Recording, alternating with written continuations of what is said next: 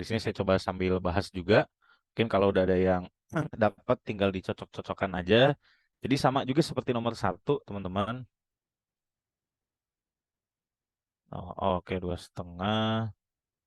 Oke, 32,5 per 2. Saya coba kopasin dulu deh. Sambil kita recheck gitu ya, apakah mungkin benar atau mungkin ada salah-salah di mana gitu ya. Oke, apakah di situ sama atau enggak? Kita coba apakah harusnya 2,5? Kayaknya sih benar sih 2,5. Dia kan 65 dibagi 26 ya. Jadi untuk yang E sama juga dengan di nomor satu bahwa I maksimumnya itu adalah VM dibagi dengan Z. VM-nya 65, tadi Z-nya 26, atau kalau kita sederhanakan sama-sama bagi 13, jadi 5 per 2, atau hasilnya 2,5 ampere. Jadi betul ya, untuk yang E-nya 2,5 ampere. Lalu untuk tegangan efektif dan arus efektif itu sama, tinggal kita bagi saja dengan Z. Berarti V efektif misalkan itu adalah VM, sorry dibagi dengan akar 2, bukan bagi dengan Z ya. Berarti dia itu nilainya tadi 65 untuk VM-nya dibagi akar 2 dan seperti biasa kita rasionalkan. Berarti ini kali akar 2 per akar 2, 65 bagi 2 itu 32,5 dan masih ada akar 2-nya berarti betul ya. V efektifnya. Lalu untuk I efektif berarti dia itu adalah I maksimum dibagi dengan akar 2 atau I maksimumnya tadi 2,5 per akar 2 dan seperti biasa dirasionalkan. Kali akar 2 per akar 2. 2,5 bagi 2 itu 1,25 dan dikali dengan akar 2 ya ampere. Lalu untuk HI dan J itu tegangan pada masing-masing komponen dan yang kita masukkan itu adalah I maksimum ya. Jadi VM pada resistor misalkan I maksimum kali R-nya itu berarti 2,5 dikali R-nya tuh 10 kalau nggak salah. Berarti 25 volt. Lalu untuk I-nya itu adalah VM pada induktor ya L. Itu berarti IM dikalikan dengan XL. Dia 2,5 dikali XL-nya itu adalah 28. Kalau di situ tadi jawabannya 70, 28, 7, 4, 7 kali 4 ya benar, 70 volt. Lalu terakhir adalah VMC, tegangan maksimum pada kapasitor IM dikali XC. 2,5 dikali XC-nya itu kayaknya 24 ya ternyata, sorry, 4. Berarti 10 ya. Itu udah aman semua gitu ya. Mungkin silakan coba nanti disama-samakan juga buat teman-teman. Mungkin tadi udah ada yang dapat sampai J atau mungkin sampai mana cabang soalnya silakan sambil di sama-samain gitu. Nah, paling setelah ini masih di RLC sih kayaknya nih. Kayaknya kita fokusin di RLC dulu. Cuma gambarnya aja yang jadi agak beda gitu karena perlu diketahui juga kalau misalkan mungkin dia dibikin-bikin agak aneh bentuknya, nanti kita bisa sederhanakan dia gitu ya. Nanti kita coba recheck gitu. Kalau ada yang mau ditanya boleh tanya. Di sini kita coba bahas masih di RLC, cuma dengan bentuk yang berbeda.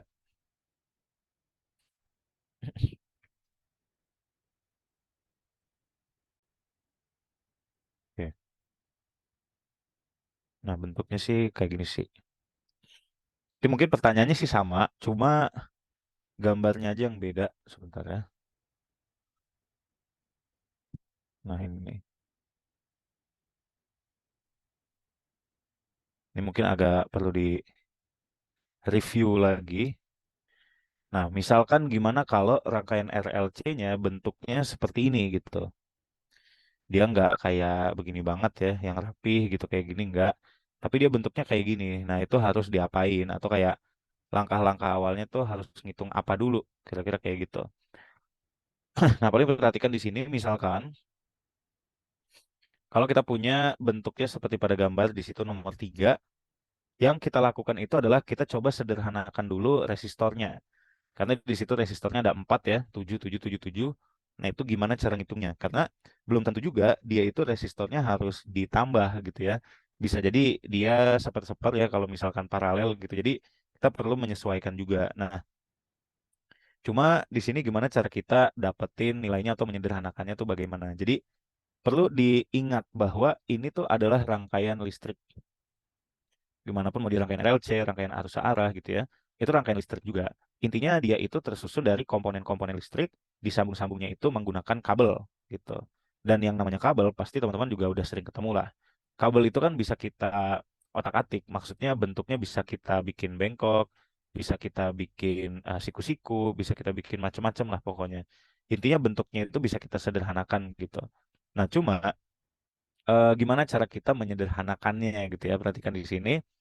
Misal di situ ada sumber tegangannya di sebelah kiri di sini.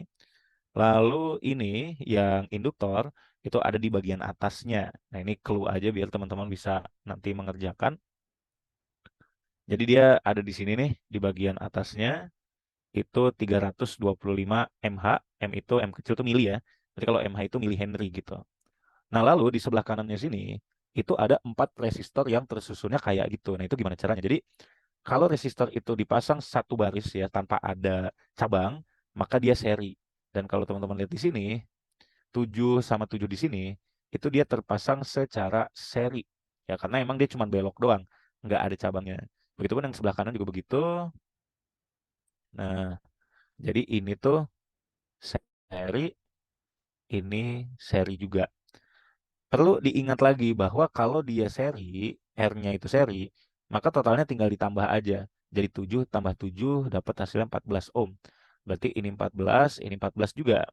Dan karena masing-masing di situ dia ada di cabang yang berbeda nih, karena mungkin kalau misalkan dilihat dari sini, ini kan dia bisa lewat sini kan paralel. Sehingga kita hitung yang menggunakan rumus paralel juga. Seper R paralel sama dengan seper 14 ya, yang sebelah kiri, ditambah seper 14 itu yang sebelah kanan. Berarti sama-sama 14, atasnya 1 tambah 1, berarti 2 per 14. Atau R paralelnya adalah 14 per 2, besarnya adalah 7. 7 ohm gitu. Berarti kalau misalkan semuanya ini sudah terhitung dan ternyata hasilnya 7 juga gitu ya, maka itu yang 4 resistor itu boleh kita ganti hanya dengan satu resistor saja yang besarnya adalah 7 ohm. Dan di situ bagian bawahnya bisa kita tulis ada kapasitor yang besarnya adalah 10 mikrofarad atau besarnya ya 10 kali 10 pangkat min 6 gitu. Dan besar gelombangnya adalah 75 kali sin 500 T. Nah, cuma gimana cara ngerjainnya? Sama aja sebenarnya teman-teman ya. Dengan ini nih sama yang nomor satu dan nomor 2 itu sama aja. Intinya kalau dia tersusun dari sumber tegangan dan RLC atau resistor, induktor, kapasitor, ya maka semuanya itu berlaku gitu. Penghitungan-penghitungannya, rumus-rumusnya itu berlaku. Jadi kayak ada di sini mungkin 75 sin 500 T. Ini saya coba gambar ulang ke bentuk yang kayak tadi, itu bentuk yang familiarnya. Lalu di bagian sini nih ada resistor misalkan, besarnya 7 ohm. Lalu ada induktor, besarnya 325 mili Henry. Lalu di sini ada kapasitor, besarnya 10 mikrofarad. Nah, ini nanti bisa masuk seperti ini. Jadi, ngitungnya nanti sama-sama lagi gitu kan. Paling kalau misalkan ngelihat dari sini nih, ini ada mH mili Henry, itu konversinya dikali 10 pangkat min 3, teman-teman. Ya, Henry. Tapi kalau mikrofarad yang pakai mu, itu dikalinya 10 pangkat min 6. Jadi 10 kali 10 pangkat min 6 farad. Atau ya 1 kali 10 pangkat min 5 juga boleh ya. Jadi teman-teman bisa lihat di sini bahwa ternyata bentuk rangkaian RLC yang kompleks kayak gini atau mungkin yang ya eh, ribet lah kasarnya gitu, itu bisa disederhanakan menjadi begini atau kalau di rearrange lagi disusun ulang lah gitu ya. Itu jadi kayak gini. Intinya sebenarnya jenis hubungan listriknya, komponen-komponennya kalau dia sama ya udah boleh gitu ya bisa disederhanakan biar apa? Biar kita ngitungnya gampang sama seperti kita menghitung tipe-tipe soal nomor 1 dan nomor 2 gitu sih. Nah, cuma mungkin kalau ada yang mau ditanya dulu, boleh tanya. Kalau mungkin sambil ngerjain, boleh coba pertanyaannya sama. Itu tentukan reaktansi induktif, kapasitif, impedansi, dan tegangan maksimum. Saya tunggu sekitar 5 menitan. Kalau mungkin ada yang mau ditanya, silakan chat kayak tadi, atau mungkin mau unmute juga boleh. Silakan dikerjakan ya.